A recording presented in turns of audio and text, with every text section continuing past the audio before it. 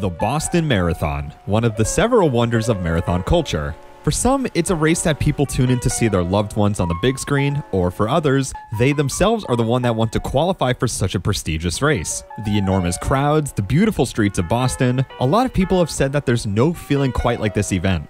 Then there's the elite. The top dogs that have competed through marathon after marathon with the best and are always trying to secure that grand prize money. And of course the pride and prestige that comes with a marathon title. The 26.2 grind is no slouch when it comes to facing adverse conditions outside of what your body has to do already, especially in Boston where it traditionally teeters quite a bit. Some days it's blistering hot, some days it's way too windy or rainy, some days it's too cold, or in this case, it's windy, rainy, and freezing cold. This journey is a short one on paper, but certainly not for the athletes that had to endure the brutal conditions and the strategies they had to improvise for over 2 hours straight. And when you find out who the winners are, it truly makes for one of the greatest double upsets in marathon history. This is the story of the upsets at the 2018 Boston Marathon. Before we start the race, we should probably go over the Boston course. Elevation-wise, it's a net decline of approximately 450 feet, but do not let that fool you, as courses with net declines like this can trick even the most elite into getting too overzealous at any point in time, especially with some of the uphills this course offers. The first few miles are definitely the most notable drops in elevation, but there are some hills to counteract it to make sure you're running a mature race. At around the 8K mark is where the course evens out a bit more, and it's not until mile 9 until you start to face your first notable series of inclines. The halfway point brings you to a spot in the race where if you know the course well enough, you know there's a giant downhill around mile 15 to recover a bit if needed, but you don't get to enjoy the downhill for too long, however, as it's immediately followed by an uphill almost as steep. As you approach the miles in the late teens, this is the true make or break section, as inclines are more often than not now, and you'll eventually be approaching what's infamously known as Heartbreak Hill. On its own, it's nothing too daunting, but the 20-mile mark in the marathon can already be a major wall for even the most experienced marathoners, and what more difficulty to add than the most notable incline in the entire course. As you conquer Heartbreak Hill, you immediately begin to descend quite nicely into the main city, where the crowd is cheering on all fronts, and if you have anything left, you can make back up more than enough time to nab a PR and some extra placements too. As you make that final left turn, you have a little less than 400 meters of a straightaway that avid returnees of the event can barely put into words how surreal it feels. So now that you know the course, let's get to the starting line, starting with the elite women's race. Todo mundo rumo a Boston. Tá valendo! Upon first glance, you could tell the weather is miserable. 30+ mile/hour winds, plenty of rain, and pretty cool temps too. This is definitely going to be a slow race from the start, but we'll find out very shortly this wasn't the plan for some athletes. The elite women's race begins, and it's off to a very conservative start. The whole pack remains very tightly knit, as some try to tuck in to avoid the wind, whereas others lead the pack to be in prime position to make a move if necessary. As the broadcast cuts back to the race about a half mile in, all of a sudden there's an athlete with a 10-second lead. Asalafetch Merhia of Ethiopia, the woman with the fastest marathon PR in this race, decided to make her debut an interesting one right out of the gate, with a strategy to pull away from the pack fast to see if she could convince anyone else to come with her. Merhia would come through the downhill mile at around 6:24 to confirm the pace was definitely patient. As the year before, the women came in at around 5:54. As the women approach the 5K mark, Merhia falls back to the pack, and others begin to go with her, notably Kelly's Arias from Colombia and Bazuna Deba of Ethiopia. Just a couple minutes later, we get a glimpse of Merhia leading yet again, but with a much more reasonable lead this early on in the race. The women try figuring out who's going to be leading the pack with a few switch-ups after mile 4, but meanwhile, the men's race is ready to get underway. This is where Boston 2018 becomes a show and a half, and you won't need to wait any longer than a minute in to recognize that. Tá valendo! A 122ª prova masculina. The men's race starts and nothing appears out of the ordinary. I mean, it's only the first 30 seconds, surely no one would take the lead already. Considerable challenge, and maybe the defining challenge of this year's race. James, what about the headwind? Have you noticed it? I don't know what to say. I don't know what he's thinking, but... Maybe he's thinking of getting on camera. Yes, that's true, and he's running extraordinary. This is Japanese runner Yuki Kawauchi, and he had perhaps the most aggressive strategy in mind for his Boston debut, separating from the elite field in a single minute, coming through the first mile in 4:37 as well. Unlike Mejia though, none of the men opted to test Kawauchi right away, nor did he decide to slow down enough to fall back to the pack. He comes through the 5K in 15:01 and has a notable gap still, but certainly not what he had before. The women's race was still fairly clumped about 40 minutes in, but the pack had reduced to about 15 women. For the first time in the men's race, Evans Chebet of Kenya strided up towards Kawauchi to take the lead, and this got others to join in on the fun to see if Kawauchi was bluffing or not. The hour mark and the 10-mile mark approaches for the women, and the same pack still remains, but Kawauchi on the men's side appears to have fallen back already by a fair bit around the 10K mark. After all, a 4:37 mile for almost any elite marathon could trip up their race quite a bit, especially in 30+ mile-per-hour headwinds. But nevertheless, the pack was well within his reach if he wanted to go back in, and he would do this soon after. Mile 12 is definitely the biggest turning point in the women's race. Chalene Flanagan, a consistent top 10 finisher at this race, had to take an emergency break at a porta potty nearby. Her American teammate Desiree Linden, another Boston Marathon veteran, held back the pace to try and hold the rest of the pack back. This didn't pan out for Linden, as Mamitu Daska of Ethiopia immediately gapped the rest of the field to take advantage of this one-off situation.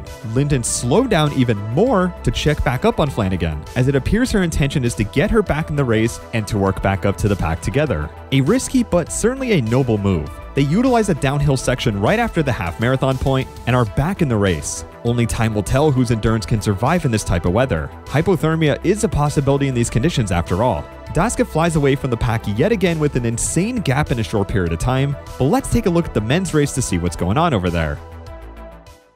Kawauchi for the first time in a while makes his way to the front pack, but the East Africans begin strategizing to make sure he doesn't throw off the pace too drastically again, as they seem to know what he's capable of in these conditions. The leader Felix Candy of Kenya eventually makes some sort of signal, and Kawauchi takes the lead for the first time since the 5K mark. They eventually come through the half marathon at just under 1:06, which given the conditions is decently quick. Meanwhile, Daska still remains with a very sizable gap as the other runners appear just barely in frame. A little over 25K in, Kawauchi makes the move to run away from the pack yet again, but is eventually caught by the chase pack. While Daska has had a majority of the screen time for quite a while, eventually we get a glimpse of the chase pack for the women. Or should I say the chase duo now, as Linden and Gladys Chesier of Kenya are the last two remaining to contest Daska. Shortly after passing one of the stations, Chesier storms away from Linden to find Daska, and this is where the race truly gets interesting on both sides. The men's race has a new leader for a change, and it's perhaps the most threatening man to take the lead this late in the race.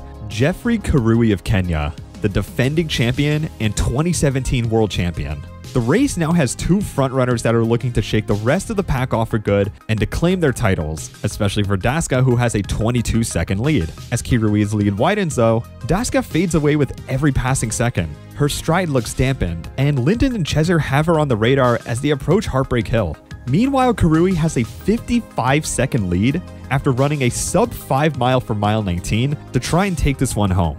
Daska and Chesier are separated, but only horizontally now, as they go stride for stride against each other, while Linden observes and calculates her next move. By the next minute, Daska has just about given up, and Linden puts herself in sniping distance. One more minute goes by, and Linden has the lead for the first time in the entire race, and a substantial shift in pace for the 35K mark. All of a sudden, Chesier is no longer in frame, and we're back to having two major frontrunners in the race, with both of them just a few miles away from victory after a grand series of lead changes. Both cameras are met with lone wolves, runners that know this course quite well and have the fitness to close it out. Kirui's lead increases to 90 seconds, while Kawauchi struggles to catch back up, and Linden's lead remains just as massive with not a single runner in sight.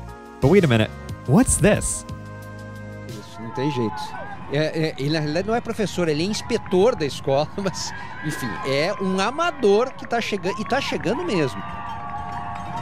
Serginho, estão perguntando quando é que você vai lançar o livro no Rio? Em breve.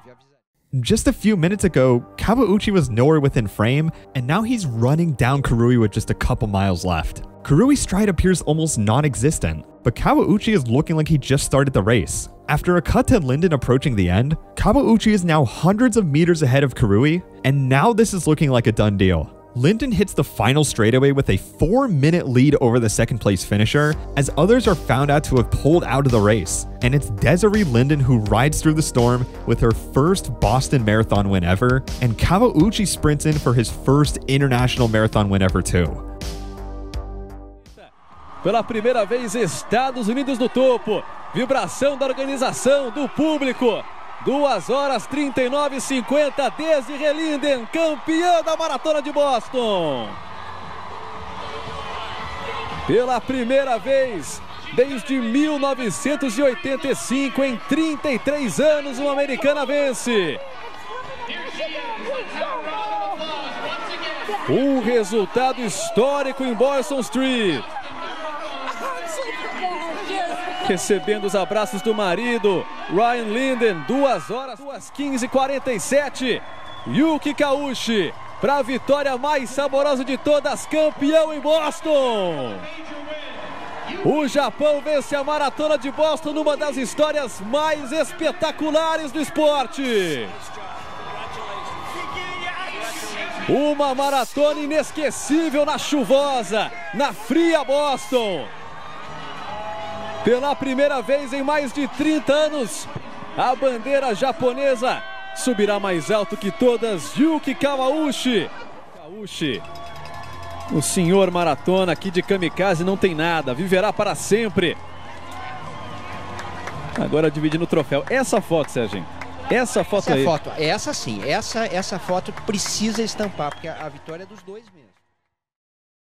Both athletes were in complete disbelief and shock from the mental and physical gymnastics they had to go through for 26.2 miles. It's no secret that elite marathons are all about strategizing and outmaneuvering your opponent in every facet possible, but Boston was a unique case. It's not often you get 30+ mile-per-hour headwinds with brutal rain and cold temperatures to go with it, let alone on the day of one of the most prolific marathons ever. Lots of elite athletes pulled out of the race, especially near the end. But to an extent, could you really blame them? Conditions like this simply don't suit certain athletes physiologically, whether it has to do with their low body fat, their upbringing for where they train. It truly does take a special type of athlete to compete in this weather. But there's also a significant mental factor that plenty of athletes push through that make Kawauchi and Linden's wins so special and more than well deserved. Now, realistically, they would have not won under conditions where the women were running sub 220 and the men were running around 206. But sometimes that's not what distance running, especially marathoning, is about. I think there's a logical balance to be had here,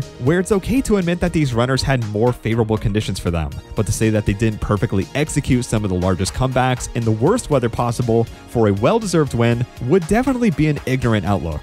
Following their wins, Kawauchi went pro not long after obtaining his $150,000 cash prize and would also be the first person to run over 100 marathons in sub 220, and Linden would still put up very respectable placings at future marathons, along with breaking the 50K world record. As a final note, Sarah Sellers, someone who had gone into her second ever marathon with a 2:44.27 PR, managed to place second overall with a 23-second PR, making her placement in this race a complete anomaly too. This is just one of many magical distance races that have shown what can happen when the cards are shuffled around enough and how everyone plays them when they are dealt a hand they never asked for. This has been the story of the 2018 Boston Marathon, and thanks for watching. Hey, if you want to support the channel for more content like this, feel free to head over to my Patreon or drop a sub if you're new here. I'll see you on whatever video I upload next, and take care.